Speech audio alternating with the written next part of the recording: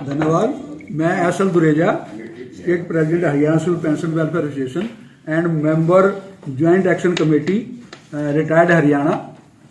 आज हमारा जो मकसद है यहाँ कमेटी बुलाने का, ये हमारे सारे विभिन्न संगठनों के पदाधिकारी यहाँ एकत्रित हुए हैं और हमारा जो मेन मकसद है वो 24 फरवरी 2023 को मिनी सेक्रेटरीट के सामने जहाँ डीसी महोदय जी बैठते हैं वहाँ हमारा धरना होगा सभी रिटायर्ड कर्मचारी संगठनों का।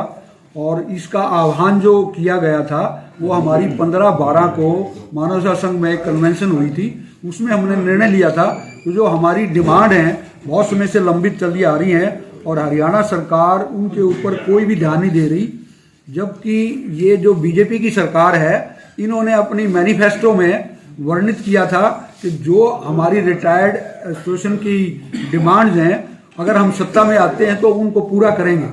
8 साल के लगभग इस सरकार को हो गया है, अभी तक जो हमारी डिमांड है एज इट इज ही है, किसी डिमांड के ऊपर भी इस सरकार ने स्वीकृति प्रदान नहीं की है। जो हमारी सबसे पहले मांग है वो है, क्योंकि हम जो अपना कर्मचारी हैं 58 साल की उम्र के ऊपर रिटायर होते हैं, तो हमारी ये पहली मांग है कि जैसे हम 65 साल के होते हैं तो हमें जो बेसिक पेंशन है उसमें 5% की इंक्रीज बढ़ोतरी दी जाए, 70 के ऊपर 10%, 75 के ऊपर 15%। इस समय जो प्रावधान है वो 80 के ऊपर 20% का प्रावधान है, क्योंकि 80 की उम्र बहुत ज्यादा है, वहां तक हमारे साथी नहीं पहुंच पाते, बहुत साथियों का निधन हो जाता है और जो सरकार ने प्रावधान रखा हुआ है उसका लाभ जो है हमारे साथियों को नहीं मिल पाता।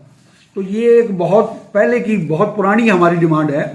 और इसके साथ साथ इस डिमांड, क्योंकि पंजाब, हिमाचल, तेलंगाना, आंध्र प्रदेश, कई राज्यों ने ये अपने पेंशनर्स को ये सुविधा दी हुई है। जब वो राज्य दे सकते हैं तो हमारा राज्य हरियाणा तो एक आर्थिक रूप से संपन्न राज्य है, इसकी आय जो है वो अन्य जो दूसरे राज्यों के व्यक्ति हैं उनसे ज्यादा है। तो ये पहली हमारी सबसे पहले मांग है, इसको पूरा किया जाए। दूसरी जो हमारी मांग है वो है जो हमारी पुरानी पेंशन है 2006 में 4 में इस सरकार ने जो है बदला है उसके बाद पुरानी पेंशन जो है इसको बंद कर दिया गया। तो ये क्योंकि एक सामाजिक दायरा होने के नाते ये हमारे अपने निर्वाह के लिए हमें ये बहुत जरूरी है। जो हमारे बच्चे आगे हमारे साथी जो अब उसके बाद नौकरी में लगे हैं उनको पेंशन नहीं मिलेगी, तो ये एक बड़ा अन्याय है पेंशनर्स के साथ। तो ये हमारी डिमांड है कि उससे पुरानी पेंशन को बहाल किया जाए। तीसरी डिमांड जो है हमारी कि हमारा जो मेडिकल भत्ता है वो 1000 रुपये मिलता है हमें इस समय, उसको 7 साल हो गए, लगभग 2016 में ये इसकी अधिसूचना जारी की थी। अब क्योंकि डॉक्टरों ने अपनी फीस बढ़ा दी है, साथ ही बीमारियां कैशलेस हैं जो अब प्रेजेंट में हैं, तो हमारी ये भी डिमांड है कि सभी बीमारियां कैशलेस की जाएं। जो कल हरियाणा सरकार के साथ रिटायर्ड संगठनों की और वर्किंग संगठनों की जो मीटिंग हुई है और जो सुझाव हमने दिए हैं वहाँ संगठनों की तरफ से, सरकार उसको शामिल करे। ये ना हो कि एक तरफा जो है अपनी तरफ से उनको लागू करे। तो ये भी हमारी मांग है इस बैठक के माध्यम से, आपके माध्यम से, कि जो कल संगठनों ने अपने विचार व्यक्त किए हैं वहाँ उन सभी बातों को उसमें शामिल करे और तभी जाके उसकी अधिसूचना शीघ्र से शीघ्र लागू करे।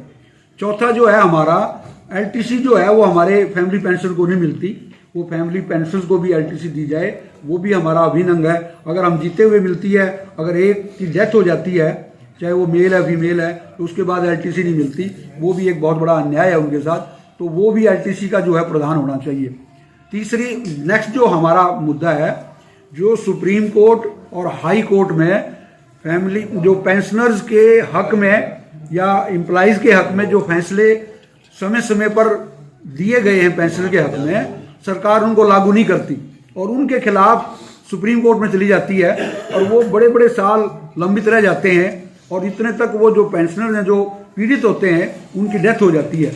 तो अब भी बहुत से ऐसे केसेज हैं जो पेंशनर्स के हक में हाई कोर्ट ने दिए हुए हैं, लेकिन सरकार उनके खिलाफ सुप्रीम कोर्ट में चली गई और वो कई सालों से 7-8 सालों से अभी भी सुप्रीम कोर्ट में लंबित है। तो हमारी मांग है जो हाई कोर्ट ने अपने पेंशनर्स के हक में दिए हुए हैं उनको लागू किया जाए और छोटे छोटे केसों को वो हाई कोर्ट सुप्रीम कोर्ट में ना ले जाए उनको तुरंत लागू करे ताकि बेनिफिट जो है उसका पेंशनर्स को उसका फायदा हो सके। तो ज्ञापन सो हाँ 24 को जो है हम धरने के बाद हमारा उपायुक्त महोदय को ज्ञापन देंगे जो कि मुख्यमंत्री के नाम होगा और जिसके अंदर हमारी जो डिमांड है वो सारी वर्णित होगी। तो ये जो आपका धरना आप देने वाले हो, तो ये धरना कितने दिन चलने वाला है, या सिर्फ उसी दिन का धरना रहेगा या आगे कई दिनों तक ये धरना चलने वाला है आपका? ये उसी दिन का धरना रहेगा। 24 तारीख का ये सांकेतिक धरना होगा और उसी समय का रहेगा। ये एक ही दिन का है और जैसे आगे प्रोग्राम बनेगा हमारे जो ज्वाइंट एक्शन कमेटी है उसका अनाउंसमेंट जो है हम वो बाद में करेंगे। ये एक ही दिन का धरना होगा और उपायुक्त महोदय को मुख्यमंत्री के